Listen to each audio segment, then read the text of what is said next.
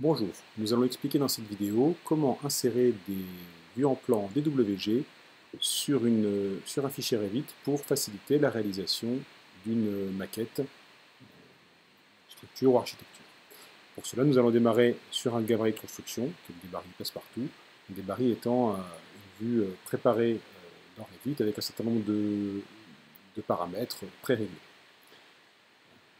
Nous constatons ici que nous avons des plans d'étage, différents plans, des plans de plafond, et puis des élévations qui sont les différentes façades. On va aller sur une des façades, la façade sud en l'occurrence, pour regarder les différents niveaux qui ont été pré-réglés dans Revit. Alors on voit qu'on a des niveaux 1, niveau 2, puis un certain nombre de niveaux de fondation qui ne nous intéressent pas trop. On va donc les supprimer, donc je les sélectionne, je les supprime. Et là, Revit me précise que les vues en plan correspondant à votre supprimer aussi, c'est pas grave, ça me va très bien. OK. Donc je me récupère donc juste deux niveaux, le niveau 0, le niveau 1 pardon, et le niveau 2, qui correspondent à ces deux vues-là, et puis une vue de site et les différentes façades. Le niveau 1, je vais le renommer en niveau rez-de-chaussée. Je vais l'appeler pour qu'il soit organisé correctement, je vais l'appeler 00-bas rez-de-chaussée. Il me propose de renommer les vues correspondantes. En fait, c'est les vues qui sont ici, donc pour que les vues aient les mêmes noms que le niveau. En l'occurrence, si ça m'intéresse, ce ne sera pas toujours le cas. Et le niveau 2, je vais l'appeler niveau R+1. Puis je vais l'appeler niveau 01-bas niveau R+1. Voilà. En enfonçant la molette, pardon, je peux me déplacer. Je vais créer un dernier niveau ici. Là, c'est un niveau. Le niveau, je vais faire démarrer ici. Je l'aligne là. Et je vais l'appeler donc niveau R+2. Il l'appelle par défaut niveau R+2. Regardez le 0,1, je vais marquer 0,2. Car je sais que je vais avoir un niveau rez-de-chaussée puis deux niveaux. Alors ensuite, je vais insérer mon niveau. Donc je vais aller dans le plan du rez-de-chaussée, ici. Là, sur ce plan du rez-de-chaussée, je vais retrouver 4 repères qui sont en fait les repères des différentes vues en plan. Donc, si j'en sélectionne un ici, voilà. Donc ça, c'est la façade ouest, ici. Donc je vais retrouver le plan qui symbolise la coupe verticale qui est réalisée sur mon projet. Et la petite flèche noire ici indique qu'on regarde dans ce sens-là. Quand je sélectionne ici, je vois ici que je suis bien sur la façade ouest, c'est marqué. Okay. Et je vais donc insérer ma vue DWG. Pour insérer, je vais donc dans l'onglet Insérer, ici. Insérer, et je vois que j'ai plusieurs possibilités pour insérer. Je peux insérer en créant des liens, lien Revit, un fichier Revit, lien IFC, IFC c'est l'équivalent d'un PDF pour des maquettes, et lien CAO vers par exemple des fichiers DWG, ou alors je peux directement apporter une CAO. Alors les liens, qu'est-ce que c'est? C'est l'insertion en fait directement du fichier lui-même en gardant son lien par rapport à l'emplacement dans lequel il est sur votre disque dur. Ça peut être très intéressant si vous travaillez en collaboration avec l'architecte, avec d'autres personnes de votre bureau d'études, parce que automatiquement, quand le fichier est modifié, pour peu qu'il ne change pas de place, c'est important, votre lien à vous va s'actualiser au fur et à mesure. Dans notre cas à nous, il s'agit juste de fichiers DWG qui n'ont pas vocation à être modifiés, donc on va aller directement dans Importer CAO, quand on va importer notre CAO, ici. Et là, donc, on me propose d'importer les différents niveaux. Là, je suis dans mon fichier que je me suis créé pour cette vidéo. Je vais avoir mon niveau rez-de-chaussée, R0, R1, R2, R3, qui sont mes différents niveaux. Et j'ai un certain nombre de paramètres d'importation. Le premier, c'est ici. Est-ce que je veux que mon fichier soit importé uniquement dans la vue active? Bon, ici, je veux a priori que mon fichier soit importé dans tout mon projet. Ensuite, j'ai l'unité. Donc ça, c'est un élément important. Revit me propose la détection automatique. Ça ne marche pas très bien.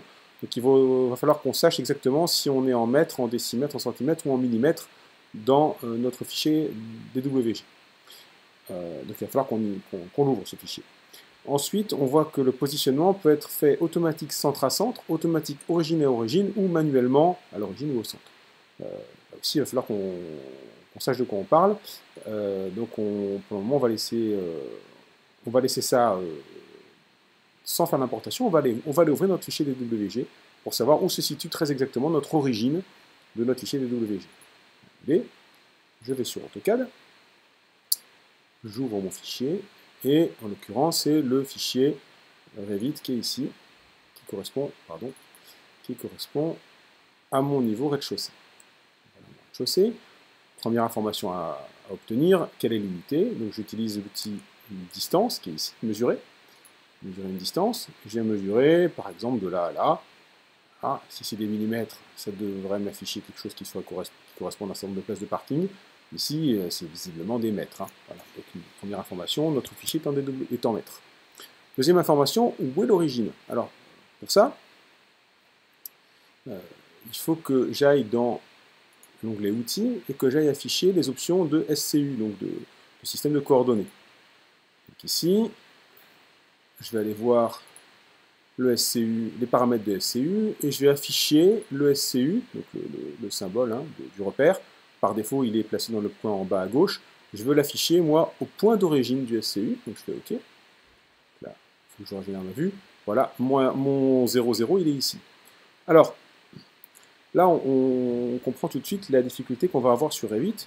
Si, dans mon fichier Revit, je me mets à importer des différents niveaux qui ne soient pas bien positionnés à la verticale les uns des autres, je vais être dans l'impossibilité de construire ma maquette correctement. Donc il faut que je me débrouille pour trouver un repère. Une cage d'ascenseur sera l'idéal, ici je n'ai pas d'ascenseur, ou l'angle du bâtiment, qui me permettent de positionner mes DWG dans AutoCAD à un point bien précis, donc de manière à ce que quand je les importe dans Revit, ils se superposent parfaitement. Donc je vais ici me servir par exemple de l'angle du bâtiment ici. Alors, ça suppose que je connais mon bâtiment. Ici, je sais que je suis sur la partie. Ça c'est un mur de structure, donc il faudra que je déduise l'enduit quand je serai sur les étages supérieurs. Donc ici, je vais le déplacer. Alors, pour le déplacer, il faut que je récupère mon origine ici. Je vais tracer une ligne ici qui part du point 0, 0 à l'angle de mon bâtiment. C'est un repère ici. Chape. Et ensuite, je prends tout ça. Je le déplace. Ici. Ici. Je supprime mon trait de construction.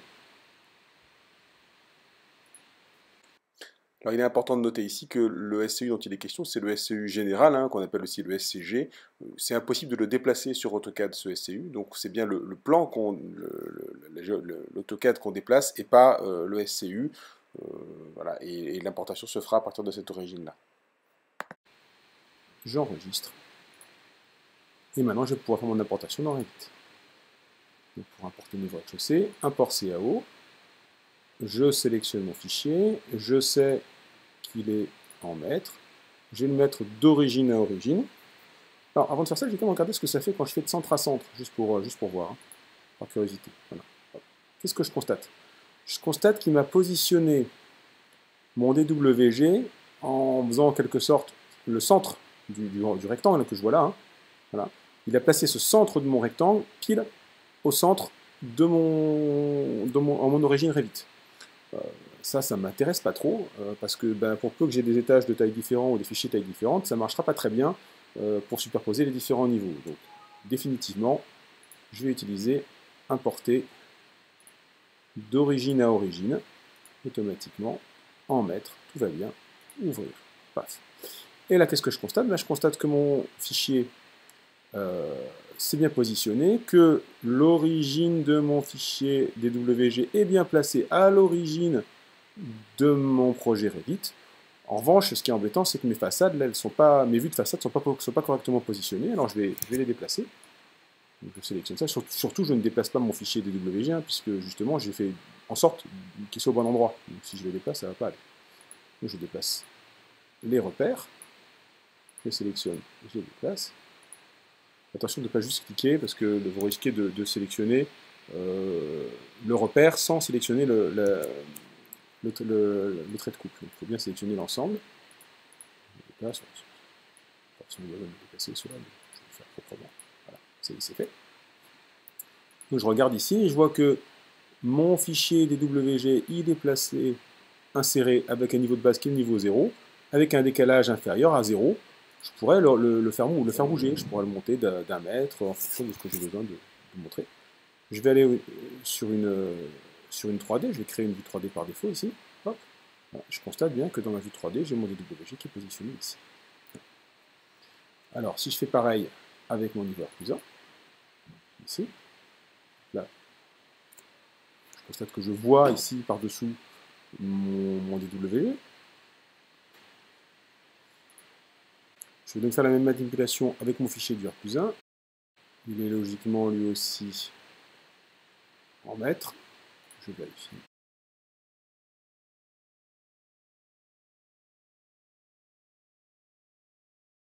Il faut que je récupère l'angle de la partie structure. C'est a priori c'est.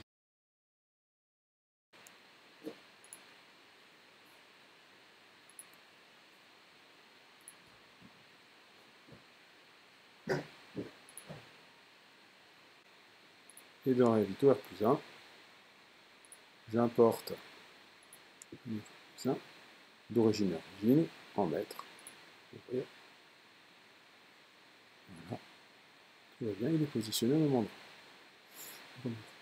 Alors, ça m'embête un peu d'avoir, je peux le voir sur la vue 3D, hein, ici. Je peux déficher si on est positionné l'un au-dessus de l'autre. Je peux, pour des raisons pratiques, les changer, c'est un peu trop visible. Donc je vais utiliser VV, qui est le raccourci pour visibilité graphisme, pour venir mettre les catégories importées ici en demi-teinte. Les deux ici. Ok. On verra ce que voilà, ça soit un peu moins agressif pour l'œil. Ça y est, mes vues en plan sont importées. Il ne reste plus qu'à faire la même chose pour les façades.